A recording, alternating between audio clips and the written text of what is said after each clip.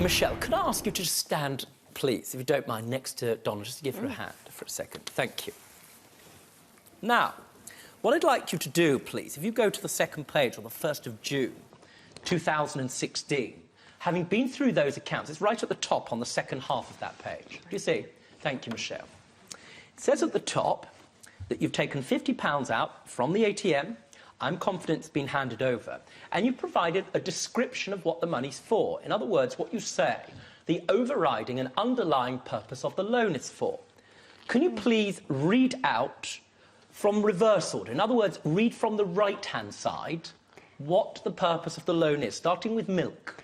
Milk, tobacco, cat food, weed. Just pause. Weed? Yes, Judge. Were you doing some kind of gardening? No, Judge. You weren't? No, Let's Judge. go to the 2nd of September 2016, please.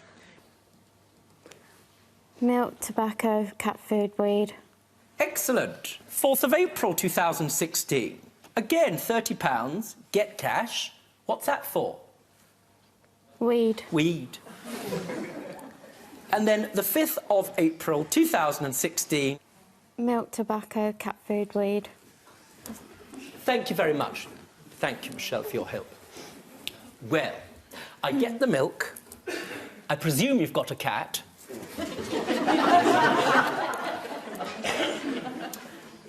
The tobacco, I thinly understand if you want to smoke.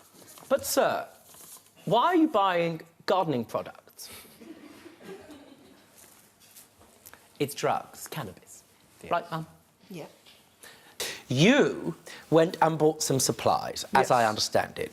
And naturally, everybody was going to share food, drink, essentials, toilet paper, I don't know, perhaps some deodorant, that sort of thing. In addition to that, at the shop, what else did you acquire, Lewis? I purchased a garden gnome. The idea being, if you see that gazebo over there, I knew that when we're there for the whole month... Pause for a second. It's a very important case. You know, I used to do international law at The Hague. I'm going to turn to look at the gazebo and ask you where you positioned your garden gnome.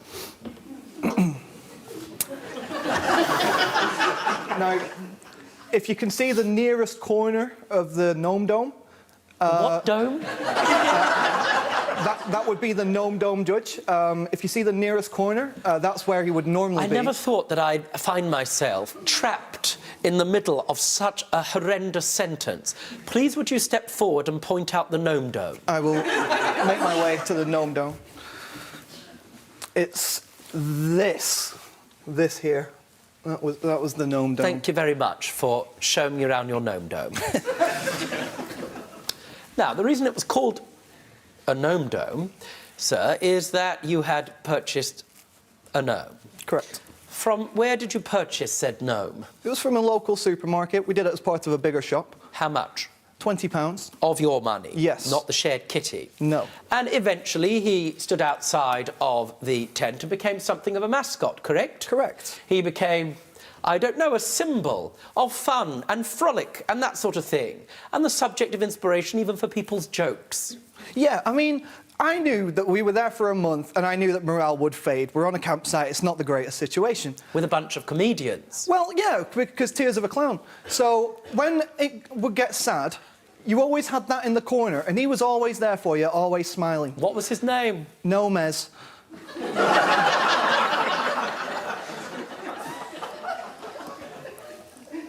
He would dispute that, but... Just pause. Yes, sir, you'd like to respond to the very important factual issue as to the name of the garden gnome. His name was actually Stephen, because... Just pause. I just want to be clear. We have a very important difference of fact.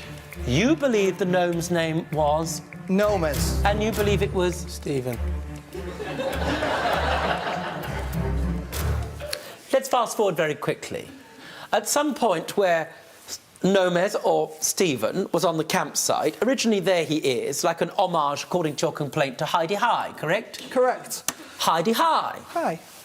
Yes, like the old 80s programme. Yeah. Only at some point you came back and something had happened to his little arm, waving. What had happened? It had broke clean off. Understand. So it went from Heidi High to Heidi Ho. That would be correct. let's pause for a second whilst I find out what Hayden did with Gnomes or Stephen, who had gone from waving at everybody to quite literally camping. What did you do?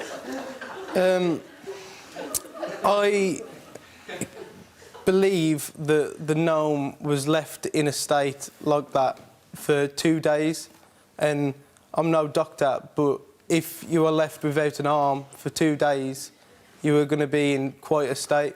So I did what was right and put him out of his misery by stamping on his head.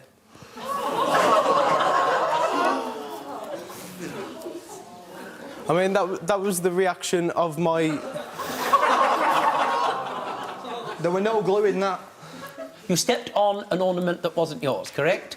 And that is the result of it. Why do you not owe this money? Well, I won the bet. Nothing would have happened if he just, you know, accepted his loss and we went our happy ways, essentially. Pause for a second. You see, what happens is from time to time at Christmas, I have a little book of moron. And what I like to do is to write down legal defences, which are news to me, Yep. but just make me, you know, titter from time to time. And this is a new one for me. I broke your television, and I wouldn't have done so because had you paid me what you owed me, I wouldn't have got so enraged, and consequently, I wouldn't have picked up the console and thrown it at the television. Consequently, therefore, it is your fault. Yeah, I know exactly. Just pause for a second. Yeah, that's what happened. Amazing. Now, thank you very much. Your claim is for a new television to the tune of that receipt, yes? Yes, indeed. Excellent. Nick, you've a counterclaim. I've just seen it. What's your counterclaim for, sir? £250. For the value of the bet. We had a gentleman's agreement, gentleman's handshake. We paid many bets beforehand. You know, he's paid up, I've paid up. Don't know why this time. Do you believe that that Decided bet to- is actionable in law? What There must be basis do you have? something for it. Sorry? There must be something there for it. Must be something there for it. Yeah. Is I it mean, I'm not personally that involved in the law side of things, but understand. you know, Oh, well, here to make your here's your lucky day. here to make your decision. What I for you. do. Pavan, you got Nick very angry. Based upon what your father says, Yes. even though you're a hard-working person, you need to spend jolly less time on this console, it seems to me. Morally speaking, certainly if Nick hadn't broken the television, you probably should pay up. However, Nick, I turn to your counterclaim first. It's not an enforceable debt because there was no intention to create legal relations. In a bet of that kind, be quiet, I don't need your cricket clap. In other words, it's not enforceable. The reason being that at the time you entered into that agreement, parties did not believe that you would take each other to court in the event that he didn't pay that £250. Consequently, I dismiss your claim. That's the law. However, Nick, you acted in a way which was entirely rash and unreasonable, and you had a duty of care not to do that. You are responsible, I'm afraid to say, for the full value of the new television. This was an expensive game of FIFA. This court awards you £1,068.30. What about myself, Your Honour? Which bit of the law did you not understand? Let me help you. We had a handshake. Pavan won his case and was awarded the full amount of his claim.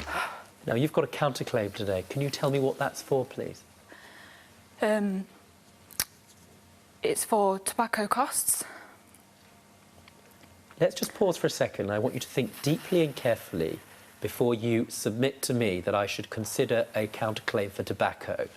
Bearing in mind I've got children in a house. Bearing in mind children in a house with nowhere appropriate to sleep. You seriously want me to consider a counterclaim for tobacco costs? Just look at my face. I was spending £40 out my child tax every week for fags for her. My daughter had to go without. And that's an admission that you make as part of your submission? Was that the smartest thing that you've done today? You want me, a judge, to be persuaded by your submission that you were taking food out of your child's mouth to pay for your friend's fags, and I'm supposed to go, oh, you poor thing, do have the money back? No. Got about as much chance as she has in recovering those hair extensions. You're claiming for money that you say Sarah owes you.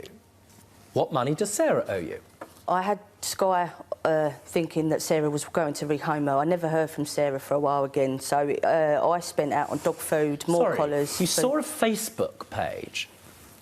You acknowledged that. On that Facebook page, Sarah was offering to rehouse the dog and sell the dog for value. Did you advertise a cost on the Facebook page? How much it was going to cost? Did you say you were selling her? Yes, I was selling her, yes. So what made you think when she said she was selling the dog that she was only temporarily giving it away? Do you think that she was lending out a husky on a rental? No, Judge. Perhaps people wanted to take pictures of it. Perhaps it was around Christmas time. People could dress up in a little red hat and that would be a little charming postcard for the family.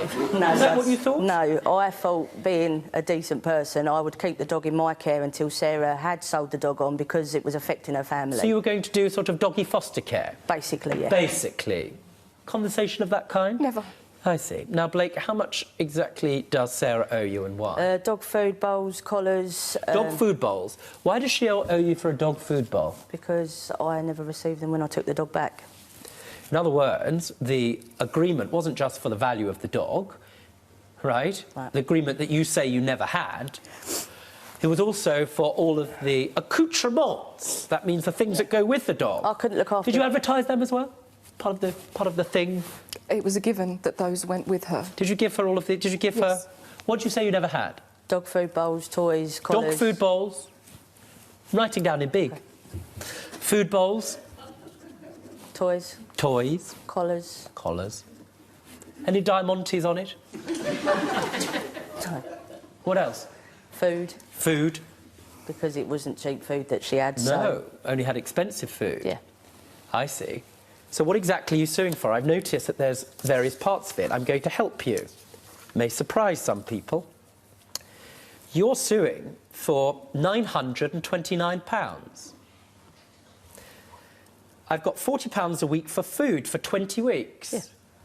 Why do you say that that's Sarah's responsibility? Because I had it in my head that I was literally looking after the dog until she'd sold the dog on to somebody else. Such a shame you didn't keep it there. I know. In your head. Yeah. Now, let's look at your counterclaim.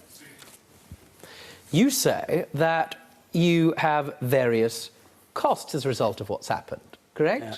Tell me, there's a £70 for a replacement tyre bought for his car. Well, yeah, when he first gave me the car, I had to get one of the rear wheels redone, so I just got that done so I could continue. Did you drive to it? Yeah. Did you have freedom to drive it? Yeah. Did the fact that you put a new tyre in it make it safe? Yeah. So why is he responsible for the £70? Bearing in mind that if you carry on with that part of the claim, it's going to be very stupid. Well, if it's his car, then it's his responsibility, isn't it? What's the next part? Please tell me you're not pursuing this. What's the £60 for? Well, but the day before he took it back, I filled it full of petrol, and then the next day he turns up in the morning and says he wants it back. You're charging him for the petrol that was in the car? Well, if it's a full tank, yeah. If he wants it all back and everything, and... Hang on. I've just seen the last part of your claim. I must have missed it. Sometimes it's like a speed bump. My brain jumps over these little moron bumps. What's the £240 you're claiming for? Because he took that car off me and I didn't have a car, I was then having to car share with my wife, driving her everywhere, so having to double run everything because I didn't have a car on my own. So what's the £240 for? For the excess petrol, it'd have cost me, and wear and tear on my other vehicle, it'd have cost me to pick my wife up and take everyone around in my car. Is he serious? Are you serious? Oh, yeah. Don't be stupid. Stay and watch the best Judge Rinder moments. And I'm talking. Understood? Don't be a moron. Subscribe to Judge Rinder YouTube channel. Right now. That's an order.